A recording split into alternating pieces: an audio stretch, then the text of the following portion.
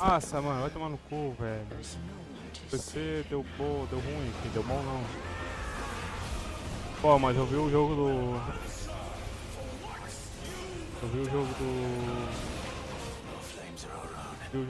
Caralho, esqueci o nome do jogo, né?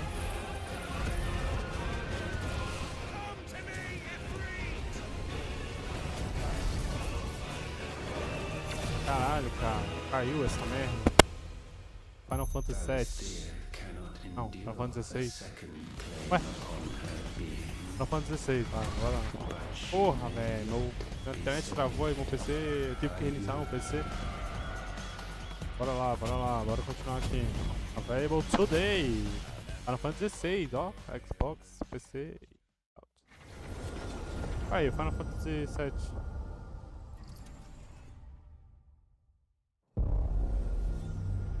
World Premiere. Jogo novo não anunciado, hein? Quer dizer, primeiro da Xbox, hein? Xbox. Eu vou fire! Bora lá, bora lá.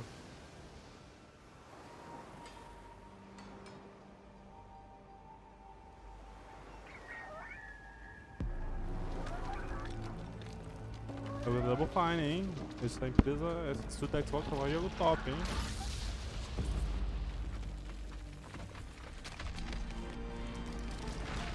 Ah, é o jogo do pote. Não é possível que é o jogo do pote. Oxi. Porra é essa, mano? Você controla uma torre? Passarinho. Porra é essa, mano? Você controla uma torre.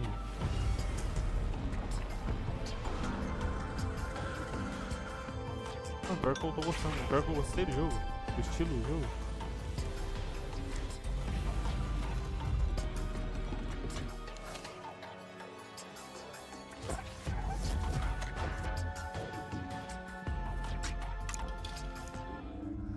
Oxi.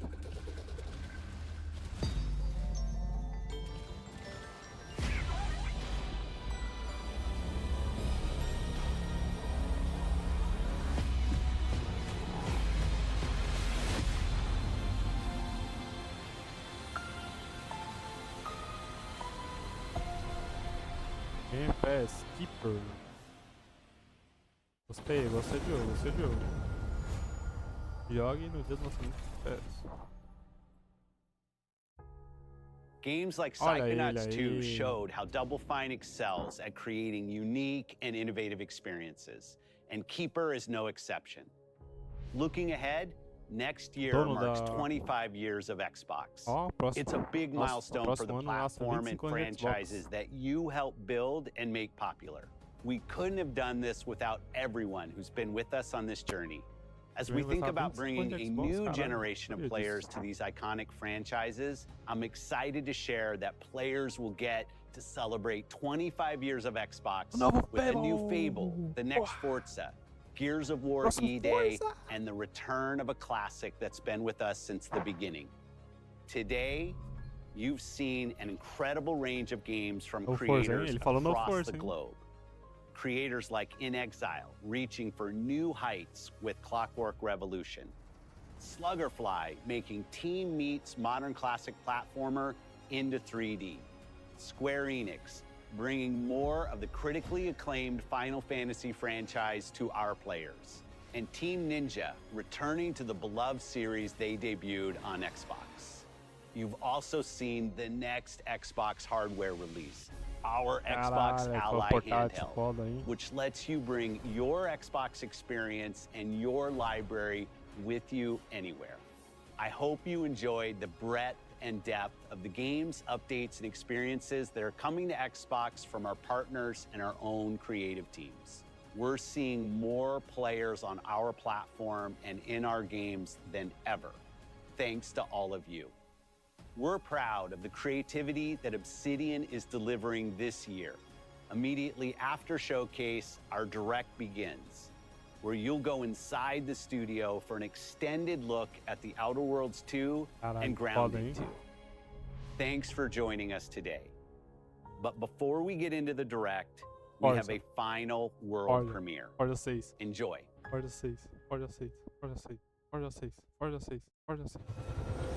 Forza Horizon 6. World premiere. Não é Forza Horizon 6.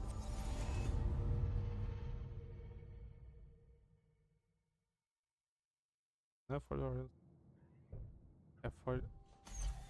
Welcome to the guild. Ai, caralho, achei que era Transformers. Porra, Transformers? Não é Transformers. Please, follow me. Caralho, achei o símbolo do You already Autobots, know mano. us as a global tech leader. Our software, our systems. E viu que não apareceu o que queria aparecer, esse com data e gameplay. Infelizmente não apareceu, mas esse evento foi incrível. Esse evento não tem que falar mal desse evento. Eu vi outro jogo. Your years of service have shown you the importance of our work. Cara, isso daí é gameplay, daí não é gameplay, eu tô vendo, mano. You'll witness Isso aí é the global gameplay, mano. scope of that Mano, mission isso aí in não é action. gameplay, mano. Let me introduce you to our esteemed visionary.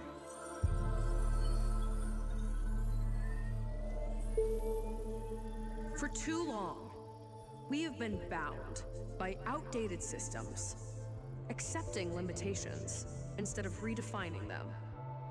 Mas The ele podia Guild ser is Halo, né? safeguarding tomorrow Não é, eu sei que não é now. Halo.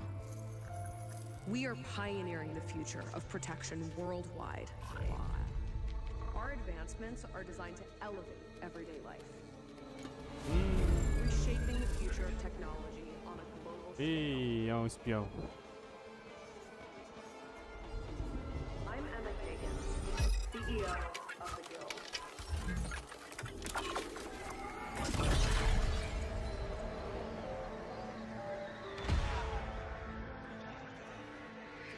What the fuck, é isso mesmo. Caralho. Caralho. Porra é essa? O mundo se torcendo, viu? Eu vi você morrer. Saiu da minha cabeça.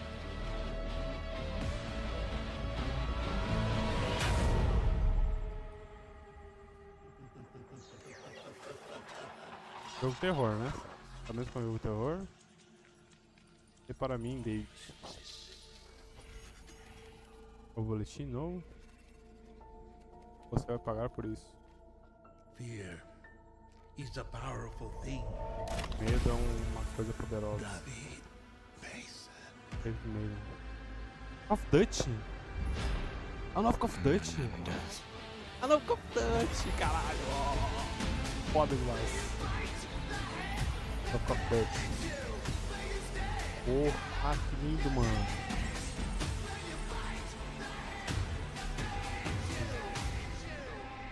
É Call of 7. Nossa!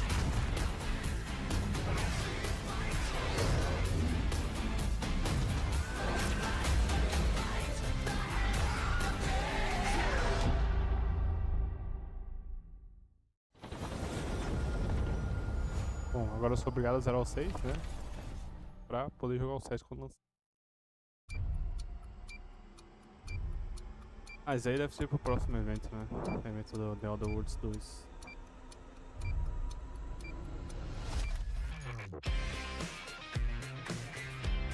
Caralho, que evento bom, hein, mano? Que evento bom, mano. Caralho, teve jogo atrás de jogo. Só jogo bom atrás de jogo bom, mano.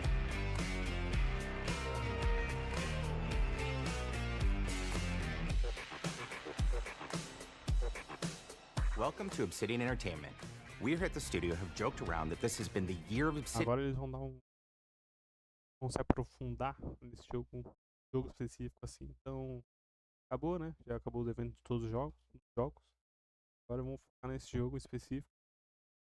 Mostrar como vai ser o gameplay, como vai ser a história, como vai ser tudo que é no jogo. Creates the world and builds fandom, but the sequel, that's what makes it worth remembering. No sequel, no hoverboard. No sequel, no dual SMGs. No sequel, no raccoon tail. No sequel, no Zune 2. Which doesn't really exist, but I wish it had. There was a Zune 2. There was? There was a Zune 2? I'm Mark, the head of sequels here at Obsidian, and I have sequelized everything. Blockbuster movies to AAA video games to my first marriage, so trust me, I know what I'm doing. Come along on this journey with me. Part 2.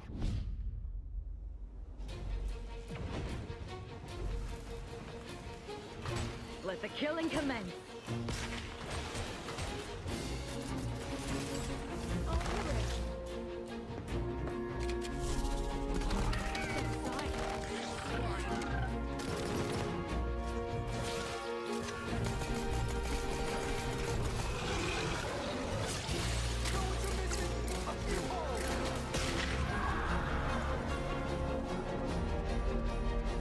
The Outer Worlds 2 is a sequel to The Outer Worlds 1. It's a continuation of the themes of robber barons in space and how people are controlled by the stories they're told by the people who have power over them. This time we're able to go a lot deeper because we have more time and money, which is a great thing, and we're able to make it a much more true Obsidian reactive RPG than we were the first time around.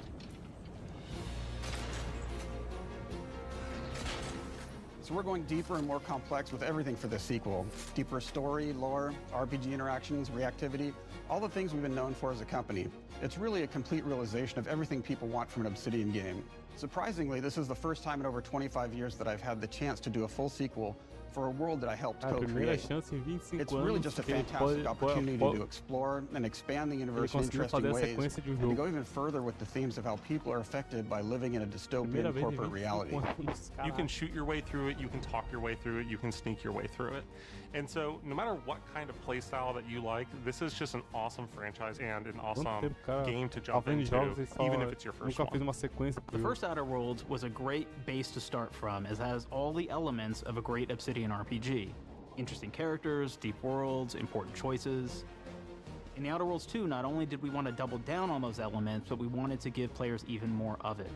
We've also put a lot of investment into skills and traits that impact things like combat, conversations, and areas that we call RPG interactions, which are the part of the world where players can use their specific skills, perks, and backgrounds to solve problems in unique ways in our new, bigger worlds.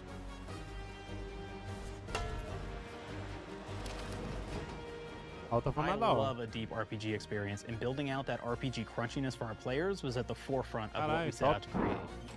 We prioritize those deeper RPG options with different character builds and combos so players can express their role-playing power fantasies. We also have different equipment options for different playstyles and different companions with different abilities. Cara, eu gosto dessas armas de jogo, arma diferenciada, não arma padrão assim de escolha e reatividade. In the first Outer Worlds, you start off as the Stranger, which was basically a blank slate to build on top of with various attribute points that would begin to define your personal experience in the game. You can make any kind of character you want, but we've given you a role. That role is an Earth Directorate agent. You can think of them as kind of like space cowboys or space sky marshals. They're the good guys that go into places and kind of fix everything that's wrong. Que evento bom, hein? You're going to be one of them, but we don't tell you why you joined the Earth Directorate. There could have been a lot of different reasons, right? It could have been because you're an actual lawbringer and you want to go in there and spread law throughout the galaxy. It could be that you're a roustabout and you just had nothing better to do. After you pick your background, one of the really important choices you have next is choosing your traits. While we had attributes in the first Outer Worlds, we've leaned into traits for the Outer Worlds 2, which are these big changes to your character depending on which ones you pick.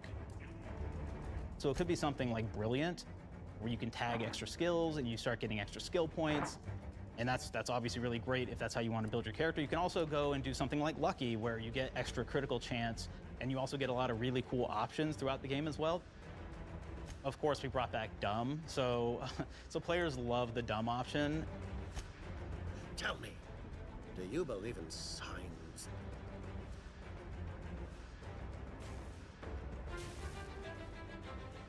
Not quite what I meant, but I like your contempt for boundaries. I could put your adventurous spirit to good use. You get like lots of really cool, fun conversation options in the game, but we took that even further. And again, there's lots of elements in the game where you can be dumb and use that for something. It could be something as simple as banging on a machine to get it to work. After you've invested in some of your traits, your next choices are going to be choosing your skills. The skills themselves basically allow you to build on your playstyle and what your character is doing in the game. That will be everything from playing stealthily to speccing for an explosive specialty.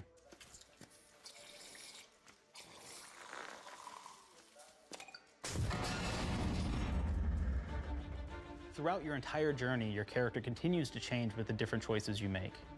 In the Outer Worlds 1, actually had more skills than we have, so we condensed them down to really the core and essence of what we really wanted there. But we made each point that you put into a skill much more impactful. So instead of getting small percentage changes, we actually did much larger changes per point that you put into each skill. And again, all these things, because of how they're checked inside the world itself, can matter quite a bit. You know, just even having one additional skill point in something can open up a lot more options in the world itself. If anybody's played Fallout New Vegas, they'll be very familiar with like the perk system. We basically borrowed that, but went even grander. We actually have more perks than Fallout New Vegas did. But here's the cool thing, right? We check and use perks for literally everything, right? So you can do everything from, hey, I want to make a stealthy build that steals stuff and is really good at that. Okay, great. Well, you can take maybe the pickpocketing perk. So that's not available to everybody, but if you select that, now you can actually go around and steal things out of people's pockets.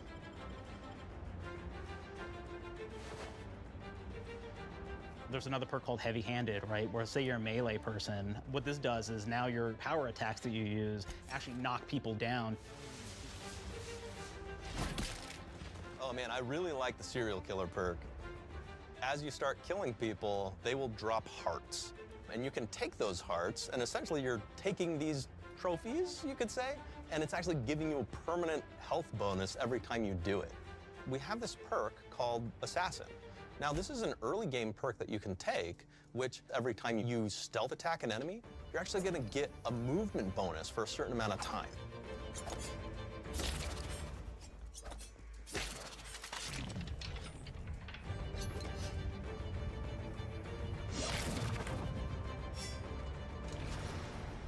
Flaws were a system that everybody loved from the first game, but we wanted to make it more personal to the player. We wanted it to really reflect how you were playing the game and give you a bonus that you actually wanted to really engage with. With the flaw system returning, we knew we needed to go bigger, better, and more real than ever before. So we turned to the team. And I told them, no bad ideas. Give me what you got. Okay, we need more flaws. We need them to be real. I want to put them in the game, so give me something. Inspiration. What's wrong with you? Oh, I have bad knees. You got bad knees? They hurt when you walk a lot? Yes. When you walk too much, they hurt? No cartilage. Sounds boring. Makes you sound like a boring person, but it's in the game. I know it. It's a good flaw. What about you? I like to take small things sometimes. So you're stealing? No, I'm taking. When do you give them back? I don't. Claire. Claire, you shouldn't be stealing. What are you doing? You shouldn't be stealing, Claire. Tiny crimes. Tiny crimes? Do you hear the second part, though? It's a crime. Well... You're stealing. Claire, that's wrong. You can't steal things, okay? But it's an amazing flaw, and I'm putting it in the game. But you're a bad person. And are you the one that took my stapler? Do you need it? Yeah. Give it back. Okay. Please. You, what do we got? Flaw. I like to stare at the sun. How long did you stare at the sun? Just lunch break. An hour? Oh, I only get 30. You guys get an hour? I get an hour. An hour. Oh. Makes me feel energized. How many fingers am I holding up? 3. No. Anything else? We'll put it in the game. We'll put it in the game because I feel bad for you. Anything else? One of my favorite flaws is something called bad knees. It will actually give you the option to take this flaw that'll make it so that you move faster throughout the game. But the problem is, anytime you stand up, your knees are going to make a loud popping noise that makes it so that, well, everyone around you is going to hear you. Ah, que foda. There's one called Kleptomaniac. This is really interesting because what it does is when you steal something, you can actually sell it for more bits than normal. And like that sounds really great. The drawback is sometimes when you're looking at things in the world that are owned by somebody else, you'll automatically steal them. So you have to be very careful about how you use them. One of our more wacky perks is the Sun Gazer Flaw, and it just gives everyone cataracts while playing their game. So everything becomes like light shafts and blooms and hazes, and makes the game pretty unplayable if you happen to choose that perk. If you happen to be the type of player that habitually reloads your weapons like I do, well, you'll be offered the flaw of over-prepared. Now, you'll get larger magazine sizes on all of your weapons, but if you ever fully empty your magazine, you're gonna take a debuff for a while. While we support options like being a gunslinger who wants to key into destructive weapons, or a rogue who wants to alpha strike their enemies before they know what hit them, we also allow for a lot of fun and experimental builds. You can be a mad scientist who utilizes gadgets and wacky science weapons and armors. Quando você se levantar, você vai barulho. O jeito de Or estrala. even a psychopath who gains permanent bonuses to health by murdering their friends. Nothing shows the impact of these character build options better than, in my opinion, the bridge area, which has a quest you get early on in Paradise Island. A ponte. O que tem a ponte? Not only do you kind of encounter this very early, and it's a very core one to the story, but it really expresses our philosophy of allowing the player to solve problems in a bunch of ways. So you may solve it by, speech options. You may talk to them and maybe have to go do a quest for them and really kind of prove that you're a friend of the Protectorate to get by. I may have need of your help, stranger, if you are ready to seize an opportunity to show fealty to the Protectorate. You could go guns blazing and you could just take everyone out inside the POI, lower the bridge itself, and kind of get across.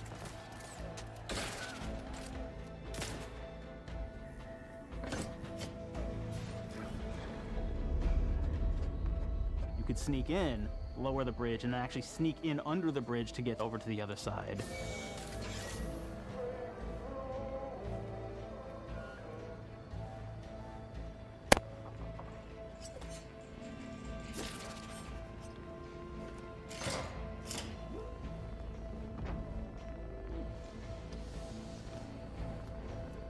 You can bypass the bridge entirely if you found like certain gadgets, like the shield gadget that protects you from poison gas as you go across, or the double jump boots, which kind of allow you to jump across the chasm and get across that way.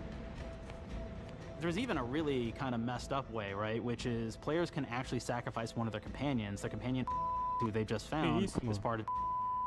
We're no different than the Breeze if we start tossing our own to the raps. I sure as law ain't gonna follow someone who can't see the wrong in it. I must admit, I'm surprised we could come to an understanding. But I thank you for your loyalty, stranger. As promised, you shall have clearance to cross this bridge. It's such a fun quest, but again, it really showcases that we want you to be able to solve this in whatever way you want to.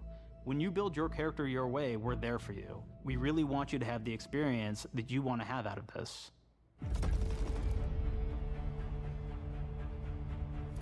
From the very beginning of our discussions about the Outer Worlds, we really knew we wanted every game to take place in a different colony. This lets us expand on all aspects of the universe. Every colony can be its own thing with its own flavor, and we can center them around anything we want. Any ideas or setting we're interested in. Arcadia is an isolated colony with abundant resources, and it's run by an authoritarian faction called the Protectorate. Their dictatorship is thematically based around the question of how much freedom people will give up for security and luxury. For Protectorate subjects, unfortunately, that answer is everything. The Protectorate is also incredibly wealthy because it was founded by the inventor of the skip drives, which are the Outer World's faster-than-light engines. But those skip drives are starting to cause rifts in space-time, which are cutting off all the other colonies on Earth from being able to trade with each other. The Order of the Ascendant is an offshoot of the Order of Scientific Inquiry from the original game, and like them are a science-based religion with the same goal of solving the universal equation, which will allow them to predict and alter the future to the benefit of all mankind. They used to be part of the Protectorate, but they split off to focus on solving the equation for the good of everyone, not as a way to simply control the masses. The player's been sent to Arcadia as an Earth Directorate agent to find out how the skip drives are causing the rifts and what can be done to stop them. Each of the factions have their own solutions to the rift problem and their own goals. The Protectorate wants to close them to protect their legacy as the inventor of the drives and their wealth. The Order wants to close them not only for the good of everyone, but also because they're complicating the math they're using to solve the universal equation.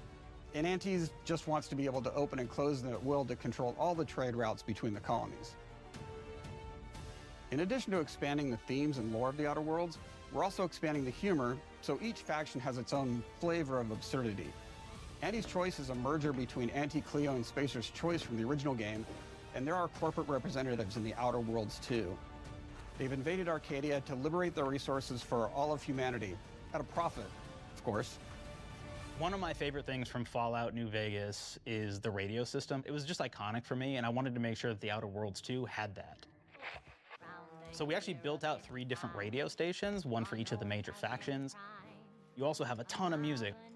Each station might have like, I think 20 tracks of unique music that we've made for it. It's a lot of stuff. But the really cool part about this entire thing is that we actually put a lot of reactivity into the radio. So it will respond to the things that are going on around the world that you've been interacting with. So if you go into a location, let's say you solve a problem for the Protectorate folks, if you listen to the Protectorate radio station, they're going to be cheering you on as a hero. Wonderful news, everyone. The Zeranium gas leaks at the Automech repair facility, strongly believed to be caused by Auntie's choice malefactors, have been corrected. Some hotshot for hire just managed to fix the electrum leak in their repair facility. Now, I'm not saying we caused it in the first place, but we sure like the idea of all those broken auto mechanicals and all the excessive gasping and choking involved. The factions and companions are great examples of how we're going deeper and more complex this time around. They're integrated into the game's storyline much more than we did on the first Outer Worlds, and like with everything else in the game, they have a lot more reactivity. There are 6 companions in the Outer Worlds too. As usual, each has their own quest lines, but this time they are also connected to a different faction and have character arcs that the player can affect through their choices. Your first companion is Niles. He's another Earth-directed agent like you, and he's looking for your help to decide whether he wants to become an even better agent or to turn his back on the Earth Directorate completely. There's also a somewhat cute Automech support drone that is basically Niles' helper. Her name is Val. Marisol's part of the Order of the Ascendant, and she's an aging but still deadly assassin. That's right, she's a deadly mathematician who may or may not have some unfinished business to attend to with the player's help. There's also a cultist named Azza, who is part of a sub-faction that worships the rifts, and in her case, violence in general. You can choose to either turn her away from overt violence or support her chaotic and dangerous tendencies. At one time, Auntie's Choice had a program to graft soldiers with animal parts to make them more formidable. Unfortunately, it didn't quite work, and most of them are now dead. There's a combat medic who survived, however, named Inez, and she wants the player to help her fix her graft, among other things. Finally, there's Tristan. He's a protected arbiter who is judge, jury, and executioner all rolled into one heavily armored package.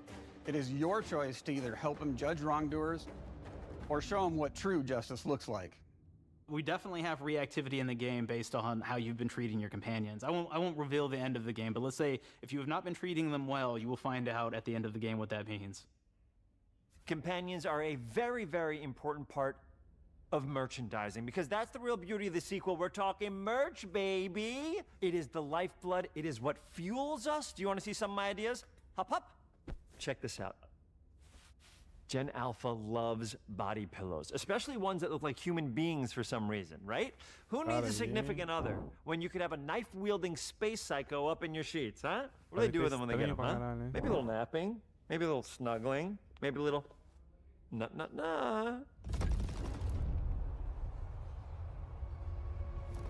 The visuals of the first Outer Worlds depicted a frontier colony in space. The Outer Worlds 2 is driven by an invasion of the Arcadia colony system by Auntie's Choice, which shifts the visuals to be more reminiscent of a World War I-like setting in space. That evolution is seen across all aspects of the game, starting with the factions.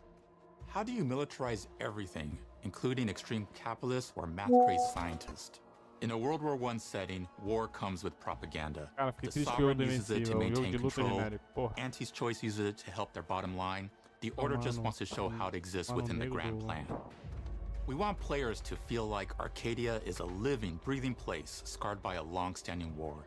Fairfield, one of the first towns you encounter, was once under Protectorate control, but has recently been taken over by Auntie's Choice. They don't just occupy the town, they rebrand it with their signature style, repainting buildings, posting guards, and adding propaganda-based holograms featuring Auntie and the Moon Man. Showing the towns evolving after the invasion helps us push immersion for our players.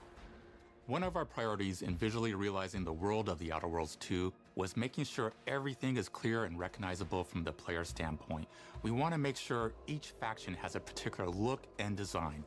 So when the player is running across these vast, different environments and landscapes, they're recognizing the motifs and visuals of who they're talking to, what they're going to be talking about, and how that progresses throughout the story. The first Outer Worlds was really about the player interfacing with corporations.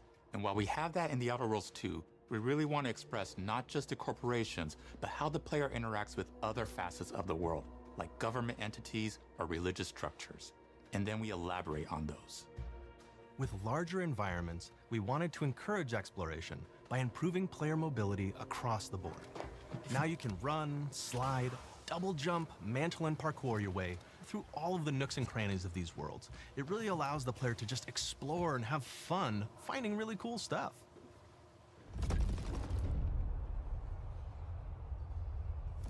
We've aimed to make everything in the Outer Worlds 2 better from top to bottom. The RPG elements were the start, but that's touched our story, our art, and especially our gameplay.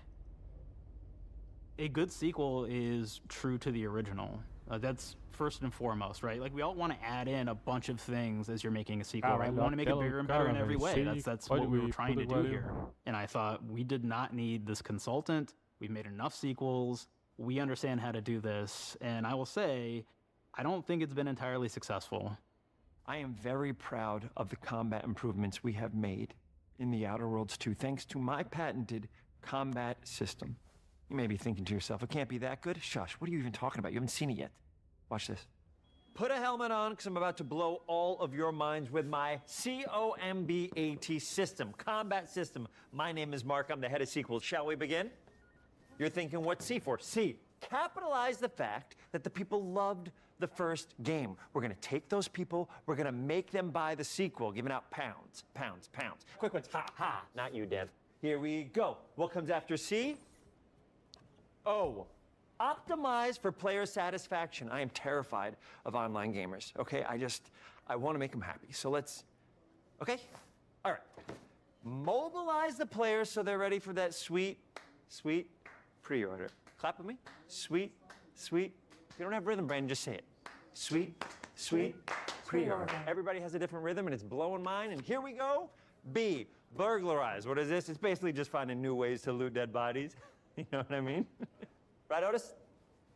Okay, well, it's a big part of the game. A, you gotta agonize about how many people are gonna be angry that we have just put so much combat into this thing and almost no romance at all. We should look at ourselves. What is wrong with us, huh? We can't have one love story in this? How many people have been in love? Raise your hands. Raise your hand if you're in love. Okay, are you lying? I have a wife. Put your hand down. T, trois. In French, that means two, sequel. I think that means 3. Okay, you're getting ahead of yourself. Come on, Claire. We're on 2. And how do we end it? Anything is possible. And we've established that we're the best there is, and there's no sequel better than us. And if I could just say one more thing, thank you very much. I know I've kind of changed the world of video games today. For the Outer Worlds 2, we wanted to improve gunplay in every way.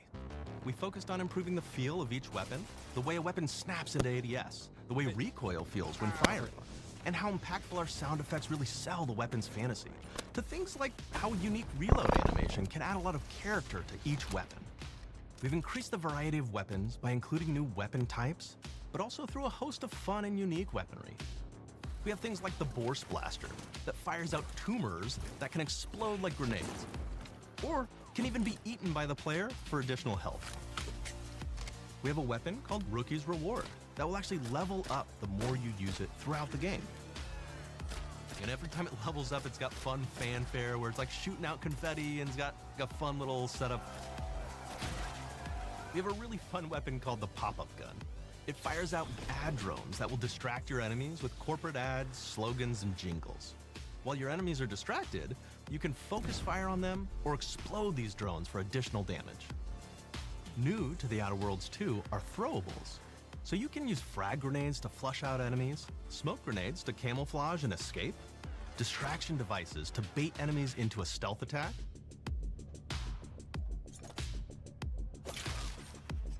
and even science grenades that will levitate enemies, allowing you to fire upon them while they float helplessly.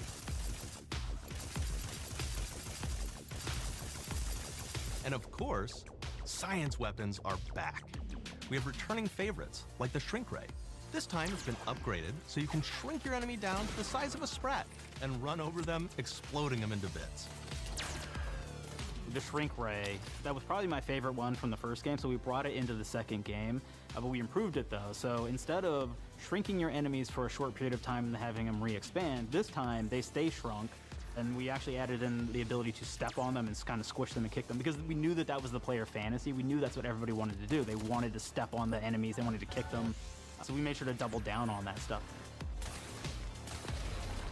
In addition to things like our returning favorites, we also have some really fun and unique new science weapons. One of them is called the Armageddon. This one's really cool because it actually shoots out these masses that are like these little arms that will stick to people or cover or all kinds of different things, and they will continue to just hit them until they get destroyed. And we have another one that's just super cool called the Spectrum Dance Saber. This is a melee weapon that actually lets you attack to a musical beat. And if you continue to do that, you'll actually get additional bonuses each hit you do. One of my personal favorite weapons is called the Big Bang. It's just a big freaking gun that uses material harvested from rifts to shoot out a giant ball of energy, vaporizing everything in its path. Now, ammo's extremely rare for this weapon, but you can use it in just the right situation to devastating effects. Like another great one is Gary. If you wear Gary, he will lash out at your opponents as you're walking through combat. So we even have science armors, and we've really kind of shown off what we thought was really great for the player from a science perspective. We're all about letting people play the game their way. There are some players who prefer to be immersed in a first-person view, taking in all of the details. But there are others who really prefer to take the world in from a third-person perspective. Why not allow both? Well, now you can swap between the two, letting you enjoy the experience in whatever way you like. One of the things I really like about having the third-person mode is being able to see all of the fun and unique armors and armor combinations and weapons that you can equip your player with. All of the actions that you could do in first person, so you're double jumping around, you get to see your character in that way, and you get to take in the world and see things in a different light.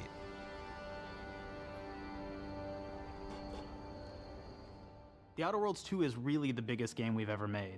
Bigger choices, more reactivity, more weapons, more things to find in each of the worlds the players can visit. The team has done incredible work bringing the Outer Worlds 2 to life, and we can't wait for you to play it.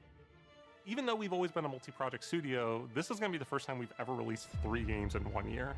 It feels amazing to do. We're so excited for more people to be playing our games. It is truly an exciting time here at Obsidian. We're exploring worlds big and small while expanding on franchises that we've created, and we have no plans to slow down. We hope you all continue to come along with us as we do what we do best, make your worlds your way.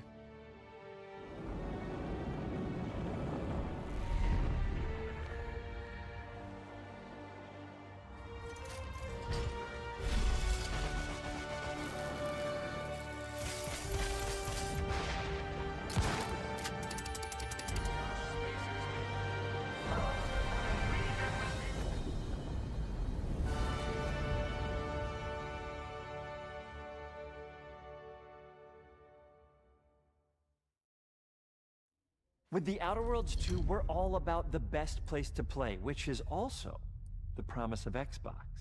You can play the Outer Worlds 2 on this Xbox, but it may be hard to play it when you're staring at all these beautiful holes. Let's cut that. You can play the Outer Worlds 2 on this Xbox. Oh yeah, now that's Microsoft. Or you can take a phone call on this Xbox, then play the Outer Worlds 2 right after. Excuse me, I'm getting a call. Hello? What am I doing? I'm playing the Outer Worlds. Hello? Yeah, this is Mark. I didn't know I had jury duty today. You could play the Outer Worlds 2 on this Xbox, but it takes 2 people to lug around safely. We're gonna go up to my apartment, okay? And this is an Xbox you actually wear that also plays the Outer Worlds 2. What do you think, Claire? This is amazing. Are you playing? I think so. Fantastic. So now this is actually not an Xbox, so you cannot play the Outer Worlds 2 on it. Can't play anything on this. I guess Bread. You ever play Bread where you take it out of one slot, put it in the other? I don't have friends. If you pre-order the premium edition now, you'll get early access, which is like a prequel to the sequel, or has launched the sequel to the pre-order, or like, why are any of us alive at any time? It doesn't matter. Either way, my job here is done. It's time for the Grounded 2 portion of the Direct, which is sort of like the sequel to the Outer Worlds 2 portion of the Direct, which I absolutely just hit a home run with. You know, it's really nice to see my influence go on to other games. Take it away, team.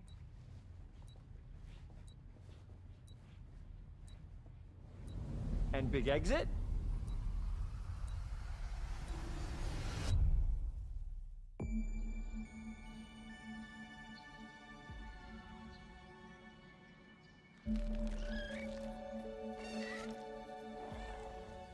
We're so proud of Grounded. What started as a small passion project to make a quirky game where you're shrunk down to the size of an ant, trying to survive in a backyard, grew into something way bigger than we ever imagined. Over 25 million of you jumped in, explored, built, crafted, and fought off giant bugs together. Y'all helped make the entire experience very special to us. The team's been cooking up a ton for Grounded 2, and we're so excited to talk about it. I had to grease some palms to steal a bit of time from the direct to give you a deeper look. There were so many possibilities and ideas that didn't make it into the first game, so with the sequel, we have the chance to dream bigger. To achieve those dreams, we partnered with the amazing folks at Eidos Montreal. Together, we're taking Grounded from the backyard to an even larger world, the Brook Hollow Community Park. When we started working on Grounded 2, we knew that we wanted to make a bigger world. Fortunately for us, Eidos Montreal became our main partner on developing Grounded 2. They have a lot of similarities to the sorts of things that are important to us at Obsidian. They tend to make very narratively strong games. They make games with really deep characters and great character progression. They make games with great gameplay. Everyone at Eidos Montreal is thrilled and honored to be working with Obsidian Entertainment. Our two studios share a lot of DNA. The same things that are important to Obsidian Entertainment are important to us. Choice and consequences, player communities, and doing justice to great IPs and great franchises. The fact that we're the first partners that they're working with to make a sequel to their franchise feels like we're an important part of their history. The events of Grounded 2 take place 2 years after the first game. The same 4 teenagers are returning. So there's Max, Hoops, Willow, and Pete. They're a couple years older, which means they've gone through a bit more high school, a bit more mature. It's 1992. The world's a little bit different, but we're still in that fun, nostalgic era of the early 1990s. In Grounded 2, we're moving the action out of the backyard and into the Brook Hollow Community Park. Not only is it bigger, it allows us to tell a lot more stories and expand the world of Grounded by exploring what the community of Brook Hollow has been up to and what they've been through. The park overall is about 3 times the size of the backyard, and our initial starting area is actually the same size as the entire backyard from the first Grounded. The reason we wanted to move into a park wasn't just to create a bigger world, but was to give us the opportunity to explore the community of Brook Hollow and what secrets have they been hiding. What we love and what we're excited about in terms of the park is the opportunity to create environments and landmarks that are mundane at normal size, but are colossal wonders when you're the size of an ant. Everything from a giant trash can to a community picnic table or a snack bar. All of these areas come to life in a brand new way. Part of the fun in Grounded 2 is that the park was evacuated really quickly right before our teens were shrunk. And that means that the park has been sort of turned upside down and is in a topsy-turvy state. And that leads to really fun environmental storytelling, but it also leads into the creation of amazing biomes for our characters to explore. One of my favorite examples of this is the ice cream cart. In all of the commotion, the ice cream vendor's cart has been knocked over and its contents have spilled out into the ground. And what this means for our young adventurers is that they'll be able to explore this frozen cave of interesting challenges and colorful Lovecraftian horror. We have one anthill that's actually somebody decided to bury a bunch of toxic stuff in the park. And so there's all these toxic chemicals underground. The environment looks very cool and very spooky with all of these sort of chemical pools. And of course, nothing can live down there except for one type of insect, the cockroach. We are oftentimes reinventing environments, and in future updates, you're gonna see a ton of new stuff. You do a lot of fighting against insects of all shapes and sizes. We didn't just want it to look better, we also knew we wanted to add a new layer of strategy. The changes that we've made aren't limited to tuning animations or adjusting attack or defense numbers, or making characters or insects move faster or slower. But we did all that too, but there's also an entire sort of rock, paper, scissors strategy involving light attacks, heavy attacks, and blocking. We've also added dashing as a new way to both get out of danger quickly or jump in for a quick attack. And almost all the insects in the game will have these abilities now too. Sort of like a chess match, but one that's super frenetic, looks super cool, and is ultimately just a ton of fun. We're leaning into clear play styles for tanky warriors, low defense, high damage rogues, effect-wielding mages, and ranged hunters. In the first Grounded, we have mutations, and there were weapons and armors that favored different playstyles. In Grounded 2, not only will there be passive mutations, but there will also be active mutations. And a lot of those mutations support these archetypes. My favorite way to play pretty much any game is chasing after those game-breaking builds. And that's why I'm so excited for what we're doing with archetypes in Grounded 2. I'm all in on the rogue. Now, you can even dual-wield daggers. I've been dialing in this glass cannon build that stacks ambush, assassin, and cardiofan mutations with the wolfbane daggers and the wolf spider armor. It lets me open up combat with massive backstab damage that also inflicts venom. Then, I can use the extra stamina to reposition and try to dodge, rinse, and repeat. It's high risk, high reward, and absolute chaos in all the best way.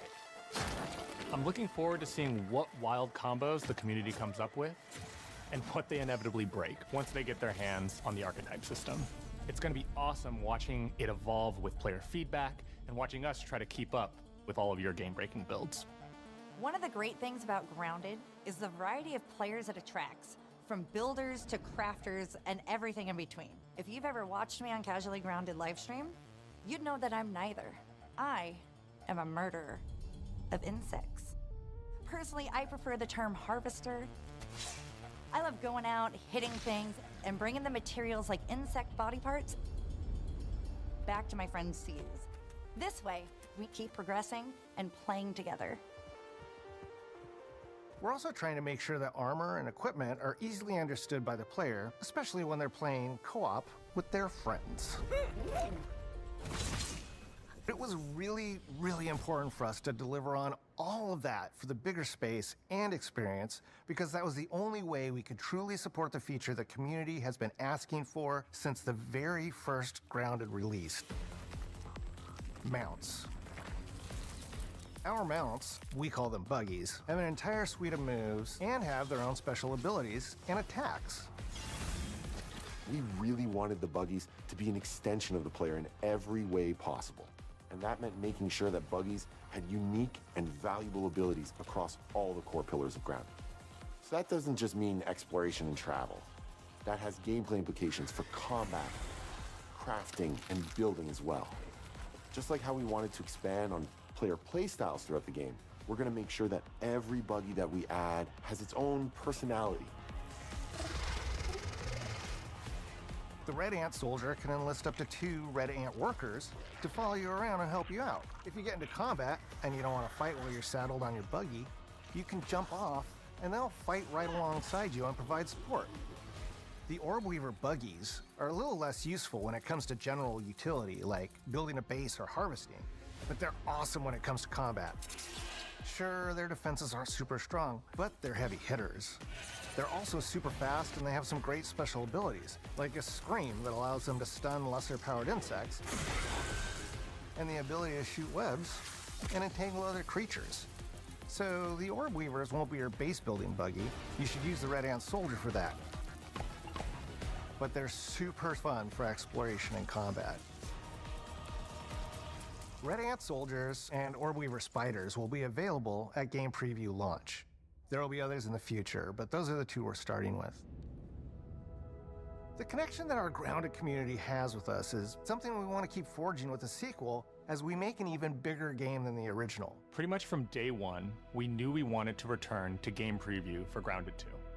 Sure, it comes with some trade-offs, like the game's not done and it's out to the world. but there's so much value in building it alongside the community. Buggies change how you traverse and navigate the park. What we're doing with Grounded 2 is we're actually keeping zip lines held back so we can see how players engage with buggies, and then we can tweak zip lines to bring them back over time to really complement that buggy experience and make exploring the park far more fun. That kind of feedback loop helped shape the original Grounded, and we wanted to shape the design for Brook Hollow Park, archetypes, buggies, all of it. We also learned a lot from that first time around. One thing that stood out immediately, players blaze through our content, especially the story. That makes sense. Story, characters, world building, that's kind of Obsidian's thing. It's the flavor we bring to the survival genre. So this time, we're starting with a much bigger baseline. There's been an explosion at Brook Hollow Park. Chaos descended on a ceremony commemorating the 2-year anniversary of when 4 teenagers were miniaturized against their will.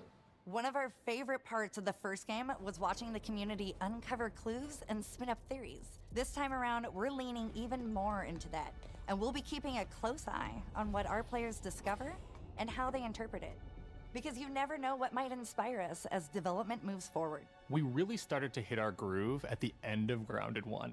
We found that being open about what we were planning and then following through was key to building trust with the community. As a small team, we had to experiment with update pacing and scope, and what we found resonated the most with all of you were bigger, beefier updates, even if it took us a little longer to land. So that's the plan.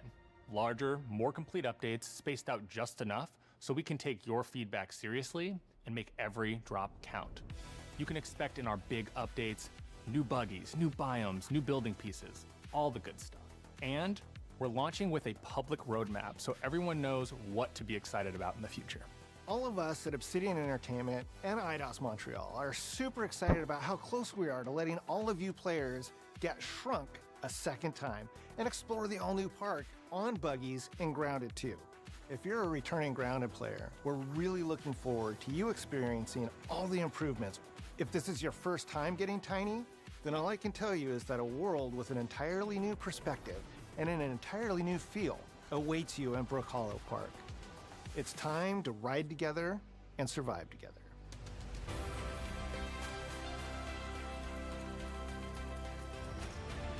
Será que vai fazer mais? Será? Duvido, né? Acho que não, vai acabar agora o evento. Para 4 horas, 2 horas de evento. E daí a gente vai, eu vou pelo menos ver a final da Nations League, Portugal e Espanha.